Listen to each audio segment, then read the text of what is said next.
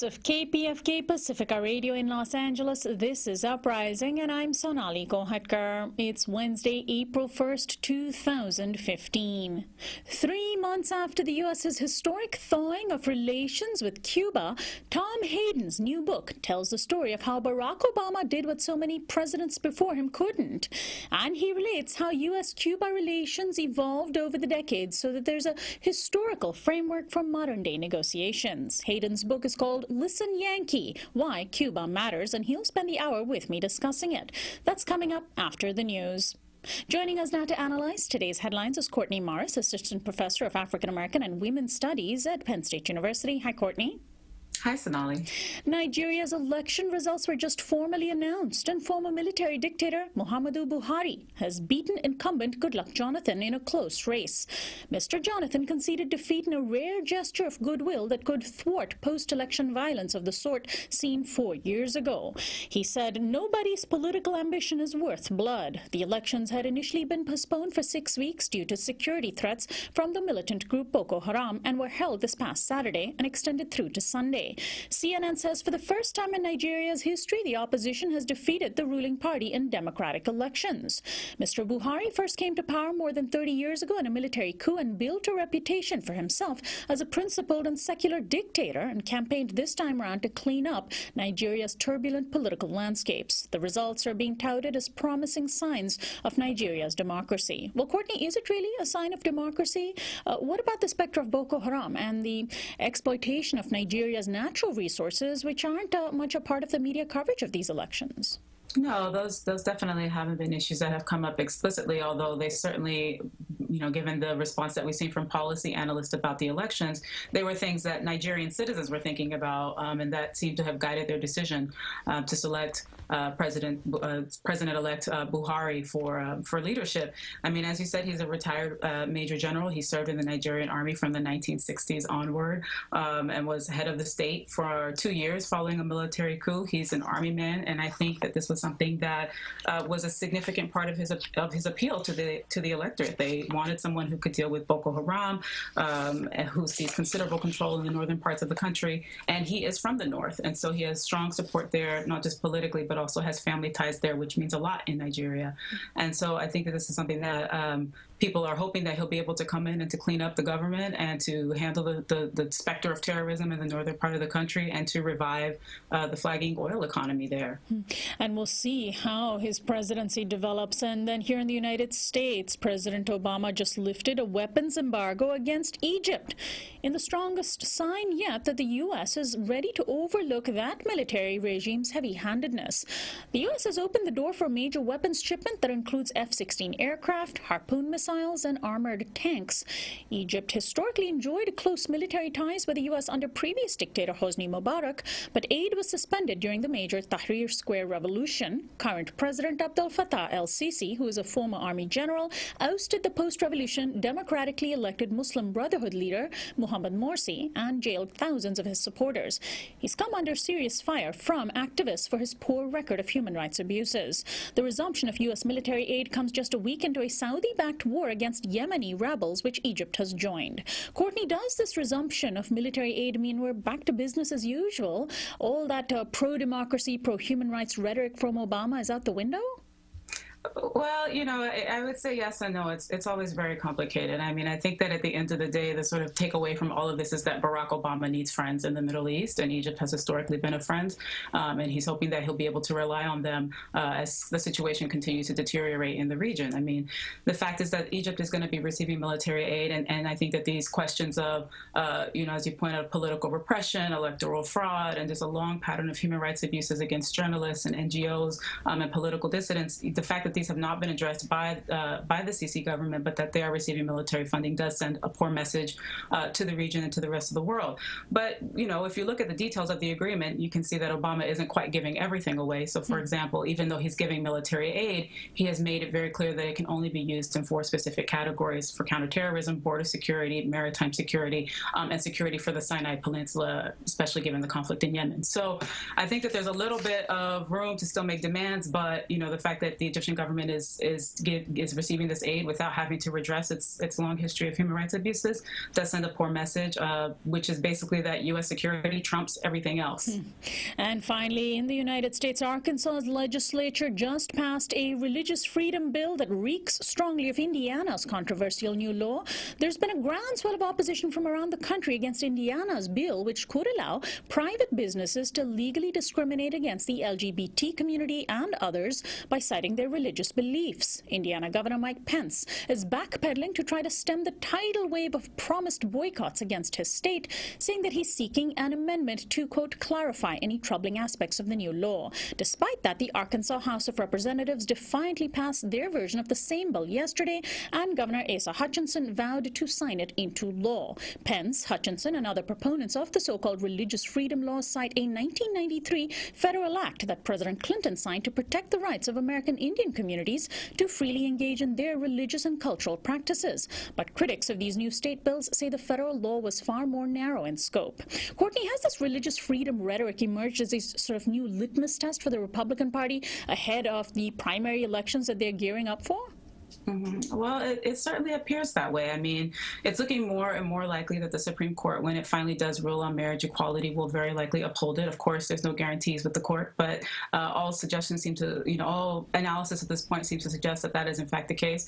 And as we've seen, a number of states have approved marriage equality and are legalizing same-sex marriage. And so I think that in a lot of ways, what we're seeing with these forms of legislation coming out of Indiana and Arkansas is really a coordinated series of attempts by the right to push back against the change that's coming, because they see that it is in fact coming. But I think that part of why we need to take these laws seriously is because they also extend and deepen precedents that have been set by what we saw happen last summer with the Hobby Lobby case, right, where corporate personhood is being upheld. And this is something that's very frightening and that very few people are really talking about. Well, thank you, as always, Courtney, for bringing up the kind of analysis that you don't get anywhere else. Thanks so much. Bye. Courtney Morris is an assistant professor of African American and Women's Studies at Penn State University. We'll be right back.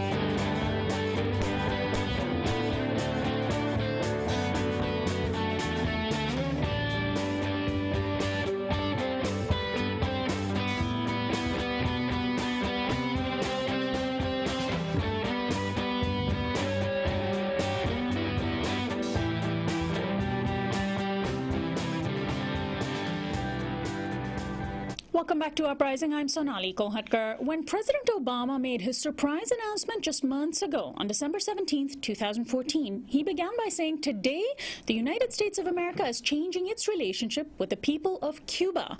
Those words marked a historic moment, the beginning of normalizing relations between the United States and Cuba after more than half a century of hostilities and a crippling trade embargo.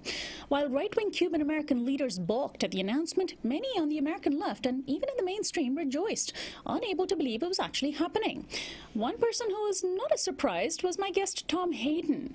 Tom Hayden has done so much that it's impossible to recount his entire background, and so here is a distilled version. He was a leader of the student civil rights, peace, and environmental movements of the 1960s, most notably with the group Students for a Democratic Society. He was one of the infamous Chicago 8 on trial for activism during the Democratic National Convention. He went on to serve nearly 2 decades in the California legislature. He's written for for years in The Nation magazine. He's also the director of the Peace and Justice Resource Center in Culver City, California. He's authored and edited over 20 books and has taught at UCLA, Scripps College, Pitzer, Occidental College, and the Harvard Institute for Politics. He's been active in an array of political campaigns, from ending sweatshop conditions to the wars in Iraq and Afghanistan. His last two books were Inspiring Participatory Democracy, Student Movements from Port Huron to Today, and The Long 60s, from 1960 to Barack Obama. And his latest book, just out now, that we're going to be discussing for the hour, is Listen Yankee, Why Cuba Matters. I'm so pleased to welcome you to the program, Tom. It's a pleasure to be here. Your distilled version of your bio took so long. Well, you left out the amateur baseball. Of course I did. Oh, You're right, absolutely. Well, let's talk about the fact that you knew something that I think the rest of us didn't. When Obama made the announcement in last December, about normalizing relations with Cuba, it was just this huge surprise. But you kind of saw it coming. What did you know that we didn't? I think it was apparent to me, at least sort of by intuition, around 2013. And I think it comes from studying Cuba, studying the relationship, interviewing a lot of former U.S. officials and Cuban officials. And the more I concentrated on it, it seemed to me implicit that they were moving towards normalization of some kind. And so I made the commitment to write a book that would forecast this. And along the way, I didn't know. I started to think. I started to wonder about myself. But a lot of people doubted your prediction. I doubted myself. But I had to rewrite the book after December 17th. So it is up to date. It actually describes the ins and outs of the process, how we got there, and it is a historic change. It is a triumph for the Cuban Revolution. It is a stepping back from regime change, in a sense, by the Obama realists. And there's some steps to go. People really need to know that it's not over, but finally we're beginning to listen to what the Cubans have to say. So I want to go a little bit into the history, because that's a big part of what your book does, to provide us with a historical framework for this moment. But let's focus first on what the negotiations were, the very secret negotiations that led to the December 17th announcement. As part of the agreement, we now know that the U.S., I mean, we can sort of broadly look at it as a prisoner swap, although the U.S. may not like for us to see it that way. Right. But essentially, the remaining three of the so-called Cuban Five prisoners were given up by the U.S., are being given up in exchange for a U.S. citizen who's been imprisoned in Cuba named Alan Gross. And for those of our audience who are not familiar with the Cuban Five, how do you put it into context? Because when you read the U.S. press, they're just these people who the Cuban government had sent to spy on the U.S. But you point out they never really spied on the U.S. Well, it was essential to the deal. I think Obama began to understand that. It took about a year of discussion, because these guys were accused of being Cuban spies who conspired to shoot down a plane. So a terrorist act. Well, that would be the headline. And given all the hostility toward Cuba and ignorance combined with it, it took a lot of argument to say, we're talking here about a swap. If you want Alan Gross, who is, in Cuban eyes, a virtual CIA agent. He was a State Department contract employee who secretly smuggled communications technology into Havana 5 times before he was caught. He also was subject to arguments about how he was classified. The Cuban Five were intelligence officers. Many of them fought for Cuba in Angola. They came to Miami surreptitiously, so they committed a violation of travel laws. They got odd jobs around Miami, and they tried to monitor Cuban exile planes and infiltrate Cuban exile groups, which had for 50 years been attacking the island one way or another, and were flying planes and dropping leaflets over Havana, all provocative acts. And so their role at most was to be monitors who could immediately tell Havana by shortwave radio that a plane was taking off. That was it. So they were spying on Cuban exiles in the U.S. who are vehemently anti-Castro activists. And who had shelter and sanctuary in Miami for years to conduct all kinds of attacks, including terrorist attacks on Cuba. So we were hardly in a position to describe them as terrorists, but they were very important to the Cubans. And two of them got out because they served their time. And one of the clues that made me think this was happening was when they were out, they were put on what do you call it, probation in Miami, which was dangerous, and couldn't go home for an additional 3 years in the case of the first. I noticed that the Holder, the Justice Department, sent a letter allowing the first of them to go back to Havana from Miami. Small thing, yes, a small thing, but it was appreciated by the family. And the second happened. And in the case of the other three, there was one gentleman who was serving a double life sentence, never going to get out without a deal. And here's a good thing the State Department did. He and his wife wanted to have a child. This is a great story, by the way. It's a weird story. It's not what you're thinking it would be.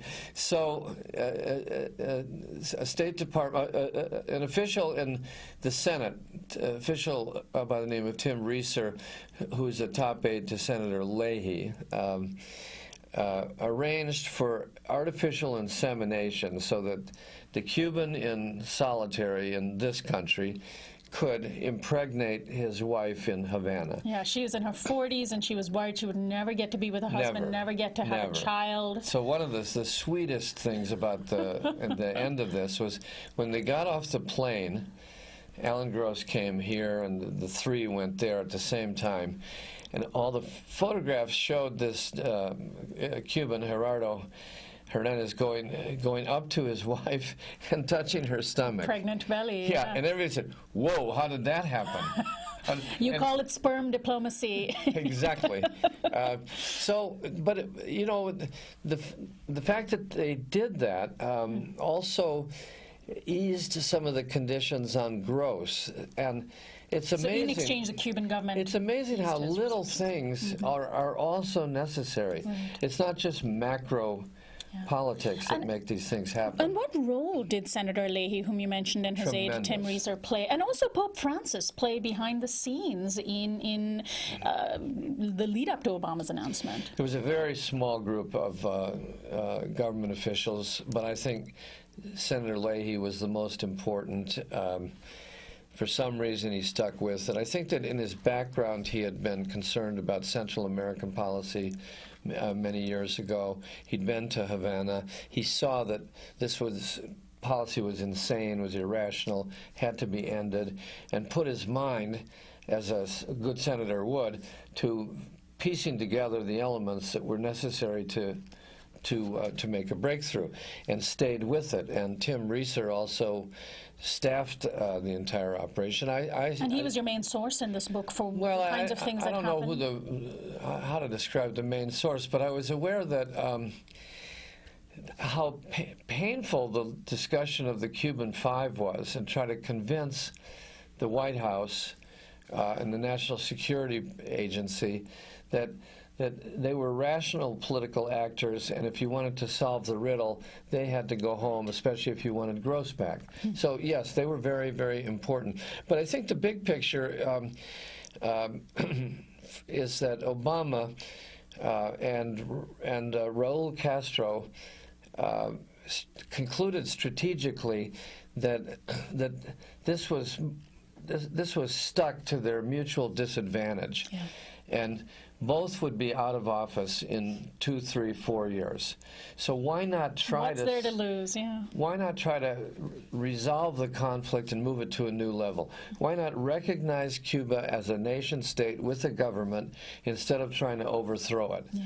Why not accept an opening to a more market economy where American tourists can travel with credit cards and spend money and leave other issues to be resolved at a negotiating table? The advantage for Obama and for the United States should be that the door is now open to Central and Latin America, because exactly. Cuba has been an impediment, and the United States does not have many regional allies, you might have noticed. But the one area that's quite progressive and has democratic elections is Central and Latin America, and it's our same geography. This is our continental alliance, and to be... Was it embarrassing for the U.S. amongst Latin American leaders to be the only one to have this policy on Cuba? Well, how about the UN, which voted 188-2 against the United States and Israel? But yes. On Cuba, yeah. Yes, and on Central Latin America, the U.S. has a few friends there. It's not a all left continent or anything that, but it was unanimous on two issues that he recognized Cuba, normalized with Cuba, and take steps away from the drug war. So in the next 2 weeks, you'll see a meeting in Panama. It should be dicey in some ways, because Venezuela is a looming issue. But you'll see Obama and Castro sit at a table, and probably it will be orchestrated as one of those new beginnings in the Americas. Yeah. And actually will be, if you go back as far as I do. I first, I went on a date in college to a Fair Play for Cuba meeting. It's a hot ticket in those days. And I want to talk about the importance of Cuba and the Cuban Revolution to the American left then and now. But just staying on the normalization of relations for a minute, it's not as though President Obama can go as far as possible in complete normalization. He has actually been hampered by a key provision called the HelmsBurton Act that President Clinton signed into law. How does that hamstring his efforts to sort of complete the process he began in December? Well, Clinton regrets having done that, but the deed was done. It was a gesture to the Cuban-American right in Miami. And what it does is it limits President Obama, for example, to lifting the travel ban for tourism. But he has expanded under executive power all sorts of other ways that you can go off as a tourist and enjoy yourself in Havana. And U.S. Americans already in large numbers travel to Cuba. 1 million Canadians last year, 1 million Europeans, 100,000 Americans. But secondly, it also allows you, when they do the paperwork, to bring a credit card with you. And for all you Pacifica listeners who think credit cards are the bane of the devil capitalism, let me tell you, traveling in Cuba without a credit card with fistfuls of dollars is no picnic. So that'll mean Americans spending money in Cuba, which hollows out the embargo from within. Right. But HelmsBurton also said things that Obama has ignored. It says you can never recognize a government that has a Castro in it. Wow. 2, that's specific. You can never recognize a government that is a one-party state. 3, you can never recognize a government in Cuba that has a communist economy or socialist economy without a free enterprise. In other words, it codifies regime change as U.S. policy. And there's a debate back and forth. I think regime change is a horrible policy, but Obama recognized that it's been 55 years trying to effect regime change, And as he said on several occasions, you're likely to get the same result if you keep making the same mistake that you've made for 55 years. So let's try another way. Right. So that's the essence of it. Great. Well, Tom Hayden, we're going to take a short break. When we come back, I want to discuss the history that you and Ricardo Alarcón, whose conversations that you had with Ricardo Alarcón, very important figure in Cuba, formed the basis of how we can understand how to move forward on Cuba. This is Uprising. We're going to take a short break, and we'll be right back.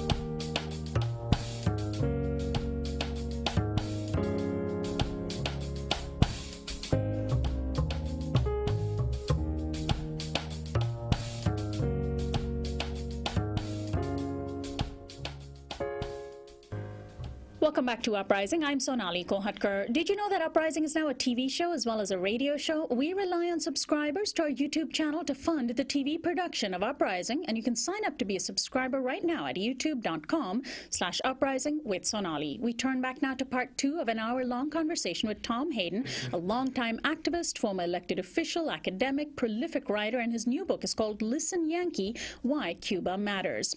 So Tom, your book shares a name with C. Wright Mills's book, Listen Yankee, which was the definitive book about the Cuban Revolution, particularly for the American left. Is your book a sort of part 2 of that story? I don't know, but C. Wright Mills is unknown to Americans, but he was a sociologist, a radical. He really did his work as a researcher and interviewer, and he died, unfortunately, early in 1962. But he was a heroic figure to both myself and most of SDS, and to Ricardo Alarcón, who at the time was a Cuban revolutionary and a philosophy student at the University of Havana.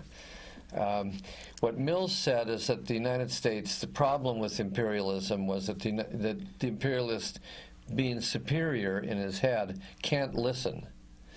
And then the essence of the problem was that Cuba was saying, listen, Yankee, because the United States was imposing entirely a Cold War perspective, as if all that Cuba was an agent of the Soviet Union and not listening. Cuban history goes back to slave uprisings, to plantation revolts, to revolutionary wars, to defeats, and to a long process that preceded the Cuban Revolution of 1959. And Mills laid it out very well in the voice of a Cuban. It's interesting, my copy, which is, you know, they turn kind of yellow and flaky, as from 1960, it says on the introductory page, con solidaridad, Tom, Ricardo. So it was a note. I don't remember when I met Ricardo Alarcón, but the first time I went to Cuba was in 1968. Now, he's an amazing person because he is probably the longest surviving diplomat in the world who knows more about the world than almost anyone. He speaks 7 languages. He was the student leader in the underground in Havana, the youngest member of the Cuban Foreign Ministry, the United Nations representative for Cuba, the foreign minister for Cuba, and the president of Cuba's National Assembly, which is the domestic branch. And then he was also, in semi-retirement, the head of the committee for the Cuban Five, to show you the importance with which it was regarded. So he's quite something, and the fact that we don't know anything about him. My publisher said, well, nobody knows Alarcón, but they know you, so you have to write the book and put him in it. It shows how nutty the world is when... So you based a lot of your book interviews. in interviews that you did with him. You have a chapter where you set the stage that you called Two Old Guys Talking. Exactly. And you went to Cuba. You have a problem with that? Not at all. You went to Cuba to meet with him. What Alarcón was able to and has been able to do with you, and so let's step back and talk about the importance of the Cuban Revolution to the American left, because I think that's important for our audience to learn that story. In the 60s, when there was a roiling of political revolutions of sorts here in the United States, how was the Cuban Revolution seen by you, by, for example, the black militant movements? Well, it's a good question because it's in danger of being lost. Yeah. Anybody that's under 50 or 60 probably doesn't know anything about it except the stereotype that they're repressive towards gay people, or that they once had a revolution, or that the leader wears a beard.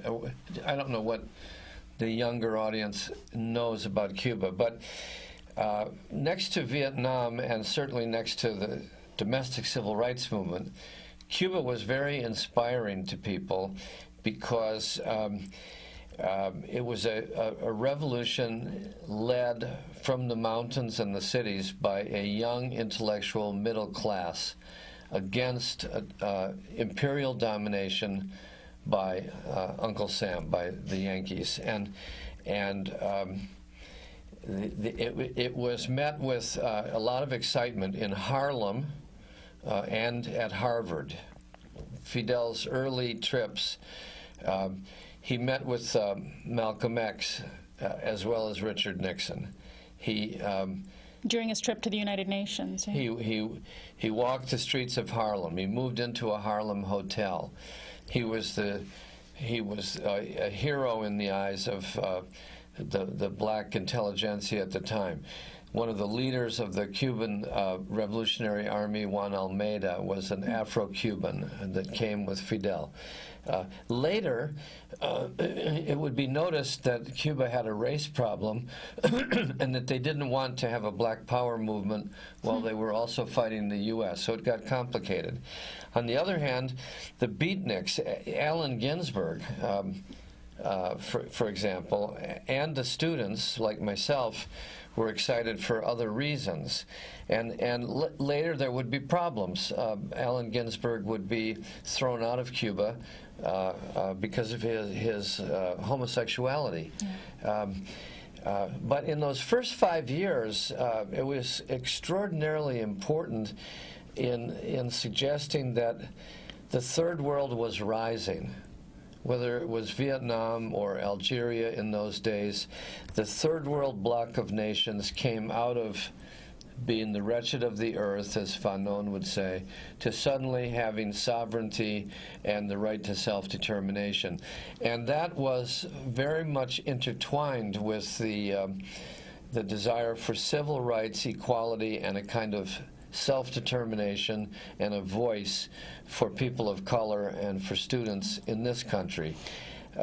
Everything went in different strands later, but that's not to be forgotten. And also, you know, there were 1,000, I think it was 1,000 white northern students went to Mississippi Freedom Summer in 1964, which is much celebrated.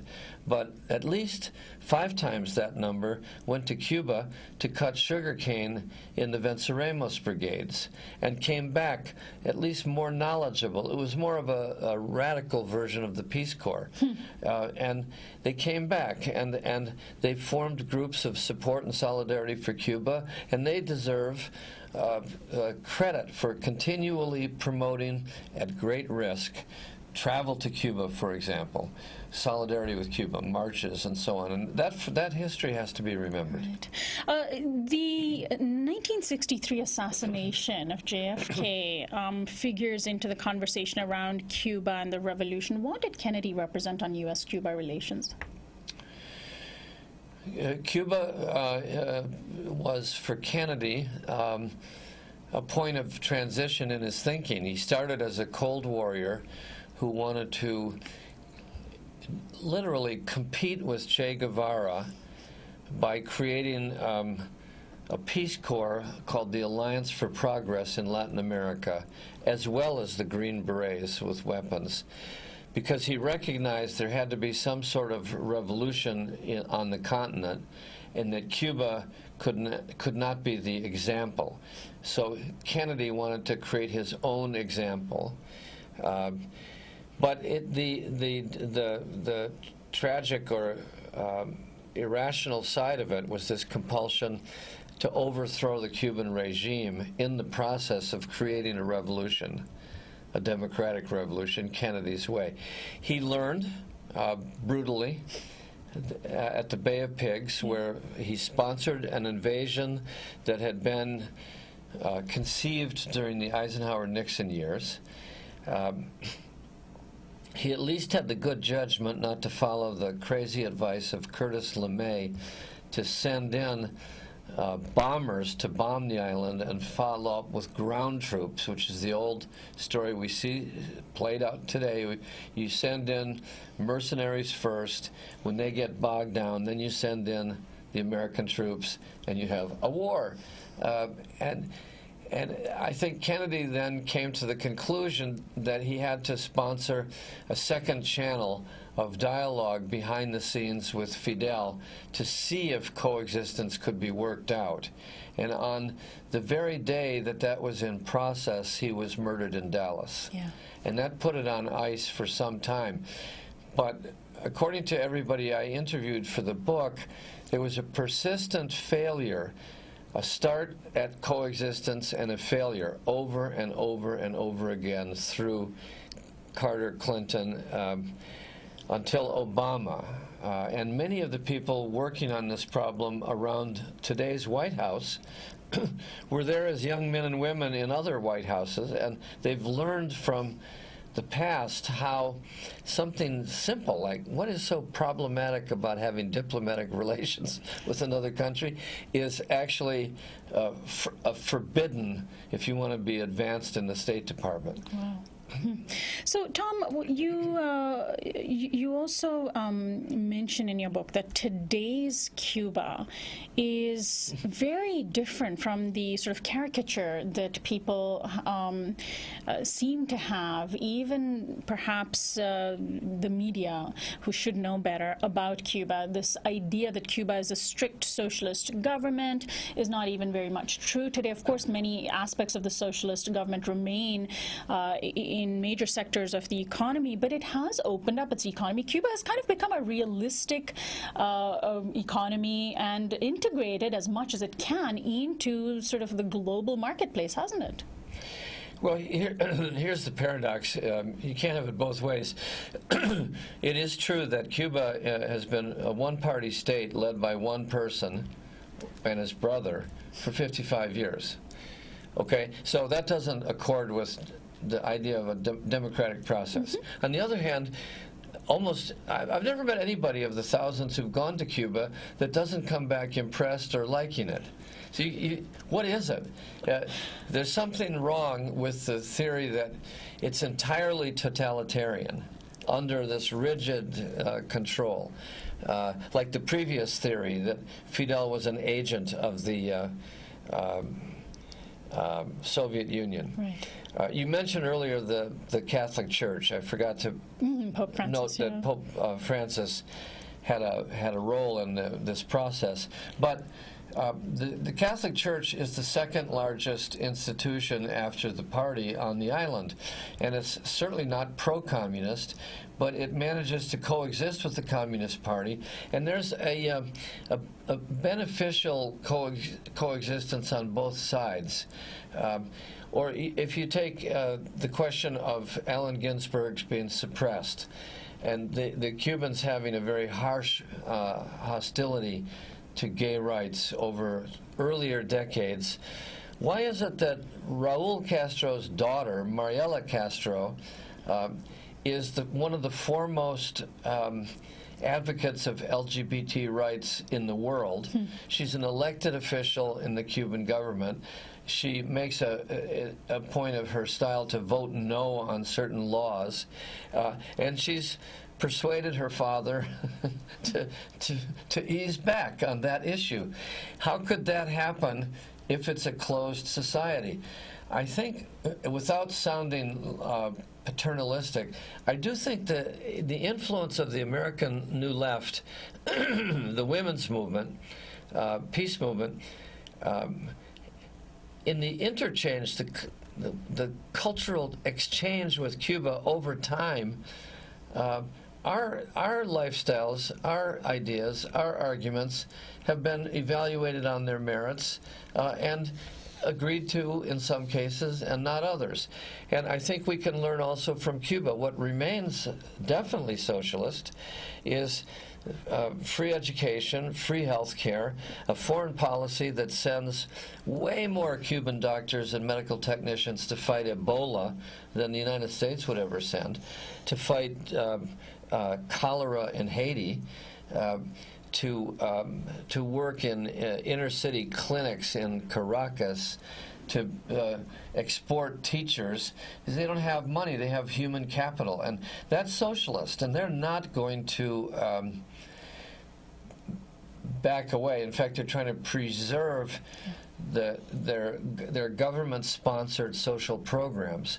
How they deal with the tourists, it'll be interesting. But as Ricardo said on one occasion when I was interviewing him, he said there's really nothing in Marx or Lenin about state control of tourists or restaurants or barbershops. Or they're concerned about how to make a more democratic transition without instability, chaos, or the United States meddling, or some kind of civil war. And we can argue about the U.S.'s the detrimental role of the U.S. to a greater opening up. Well, no, I think Cuba. Obama gets this, but there's Obama, and then there's the United States government. Yeah. It's a faction fight. And actually, in the next part of our interview, I do want to discuss what the future might hold for U.S.-Cuba relations. I'm speaking with Tom Hayden. We're going to take a short break. This is Uprising. We'll be right back. Stay tuned.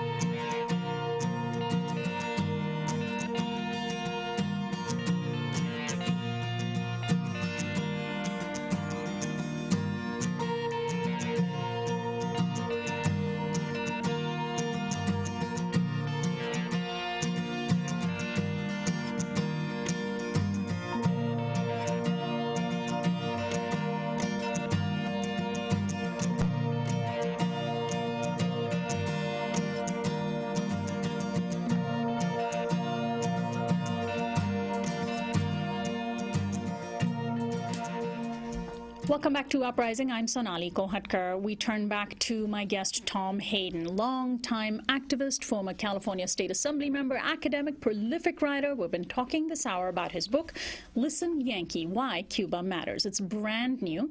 So, Tom, what now remains to be seen in terms of how this thawing of U.S.-Cuba relations plays out in terms of what Obama can do. I'm wondering if you can comment on something that hasn't really been touched on in the U.S. media, which is the U.S. actually has a presence on Cuba officially, but on Guantanamo. And this has, of course, been a stain on the U.S. Reputation starting under George W. Bush. Obama hasn't managed to wipe away the stain.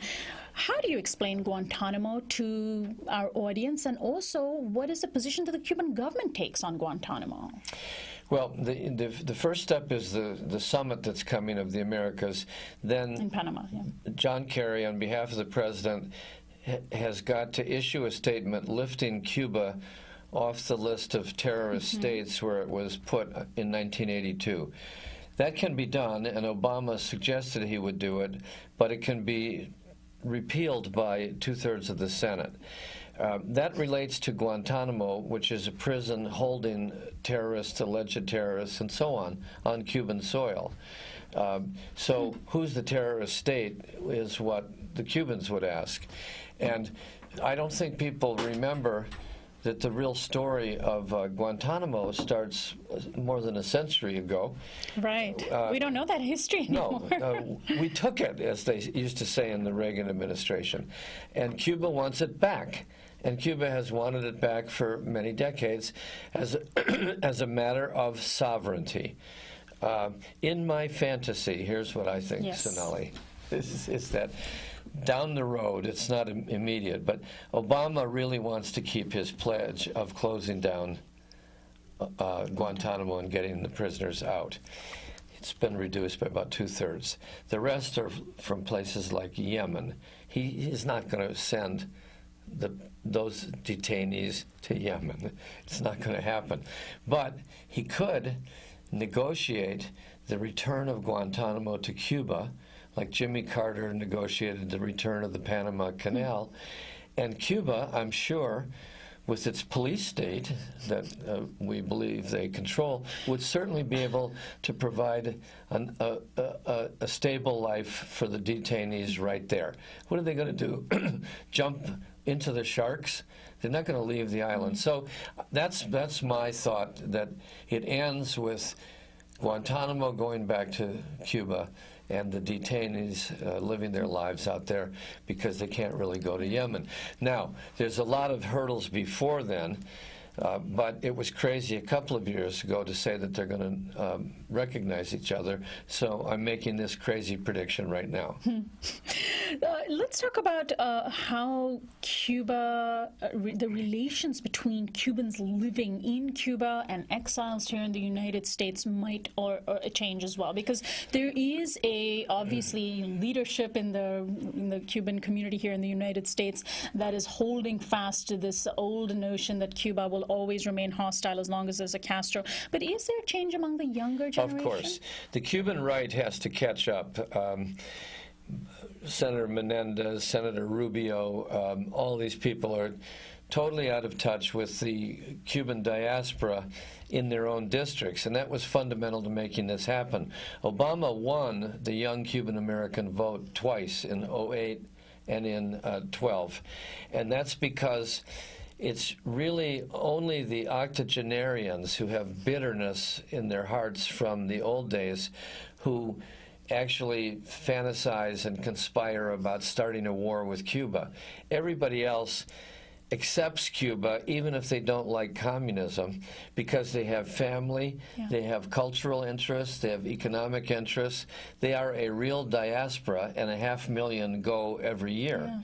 And I think Obama knows that it's possible to sound anti-communist and pro-Cuban and pro-normalization.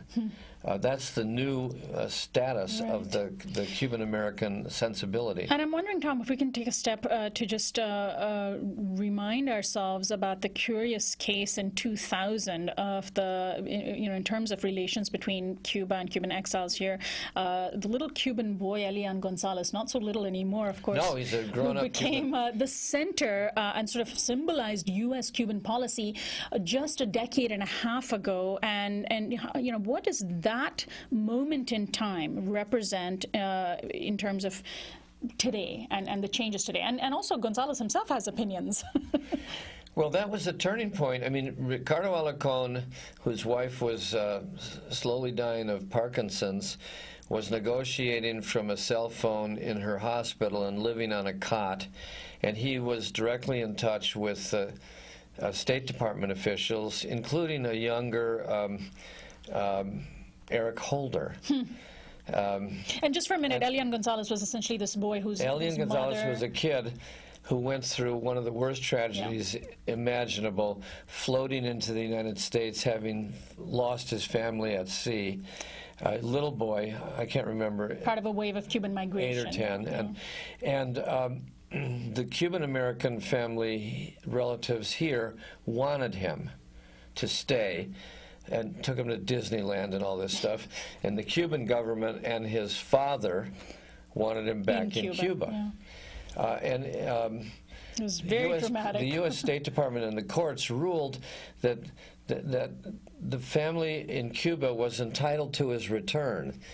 However, I know from my interviews that they met with the father in closed meetings here, offering him a chance to defect with the boy and be set up in a fine Florida lifestyle. And he said no. He wanted his boy, and he wanted to go home.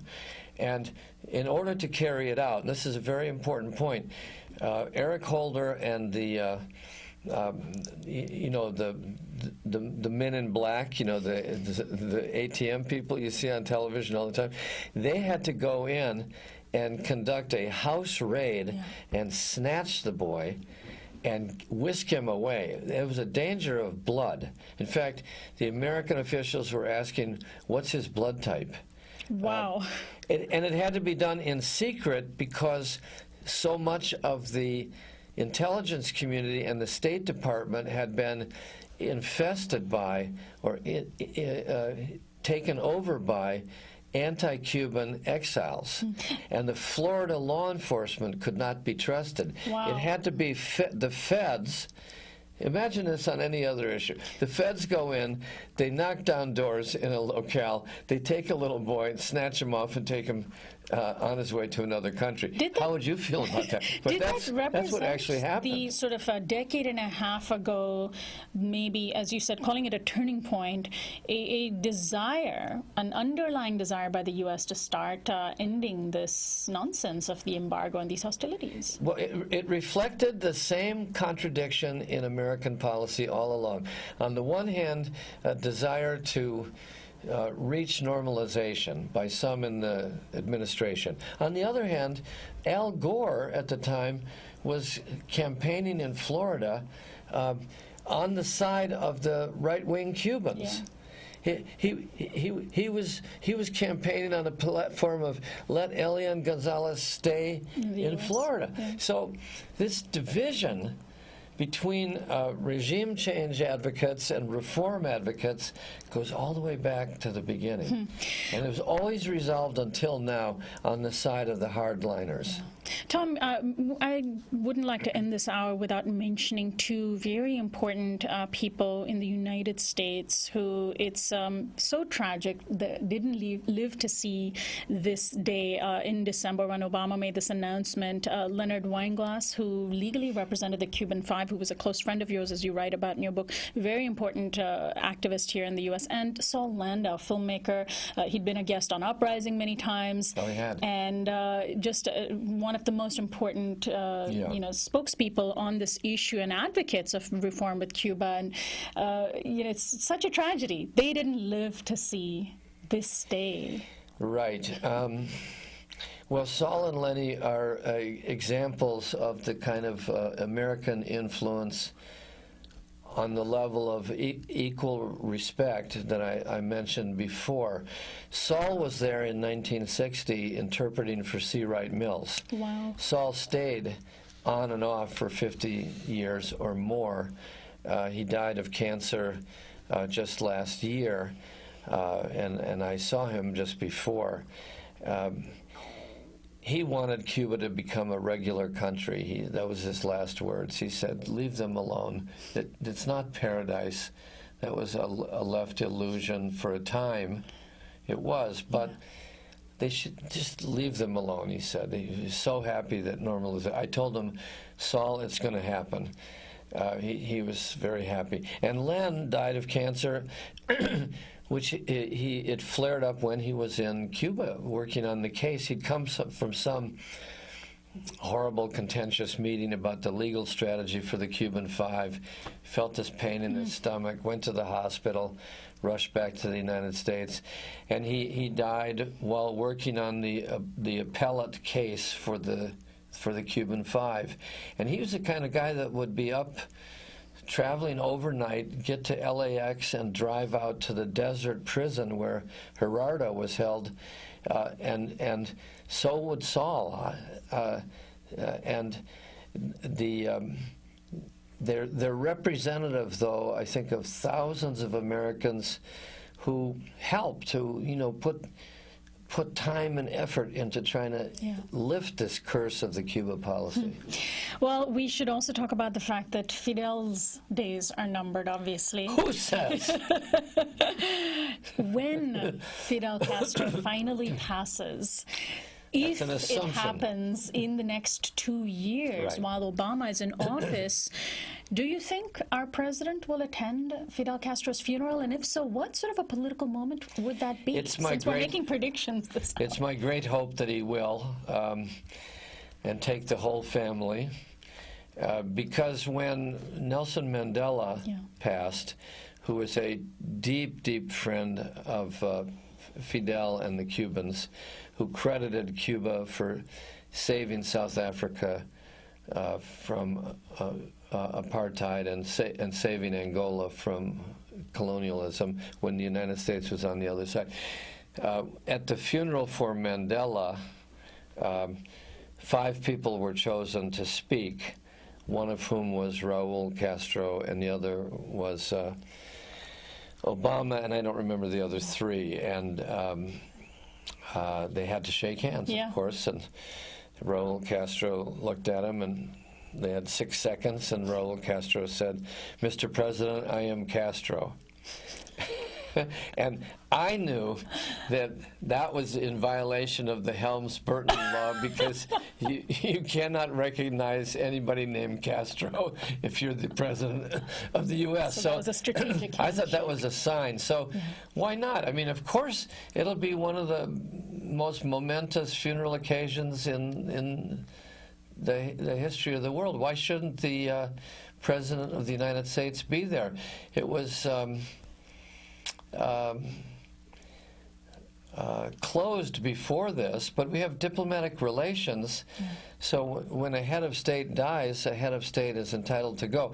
And I think it would be deeply appreciated on a certain level, and help cement a new relationship, and his absence would be widely questioned. So let's hope that Fidel is eternal. He's people who don't like him, he's not in power anyway. He's just reading. But if he does die, let's hope that Obama goes to If he does die. Well, he's working on medical options. Tom, I want to thank you so much for spending this hour with us, and we will post information about your upcoming speaking events about this book at uprisingwithsonali.com. Diesel, thank Thursday you so much. night. Diesel Books for our Southern California listeners. I've been speaking with Tom Hayden, longtime activist, former California State Assembly member, academic, prolific writer, and we've been talking about his book, Listen Yankee, Why Cuba Matters, based in part on conversations with Ricardo Alarcon. This is Uprising. Sitting in for Bipasha Showman, Anna Buss is Corinne Gaston, Christian Beck is our production coordinator, Joseph Stone is our technical director, and Federico Garcia is our audio engineer. Annie Mendoza is our social media coordinator. Special thanks to Jonathan Alexander. I'll be on vacation for the next several days, and so we'll be airing some of our best shows from earlier in the year starting tomorrow. Do tune in for that. Subscribe to our YouTube channel at youtube.com/uprisingwithsonali. Our website is uprisingwithsonali.com. Our theme music is by Quetzal. I'm Sonali Kolhatkar, host and executive producer of Uprising. I'll see you next time.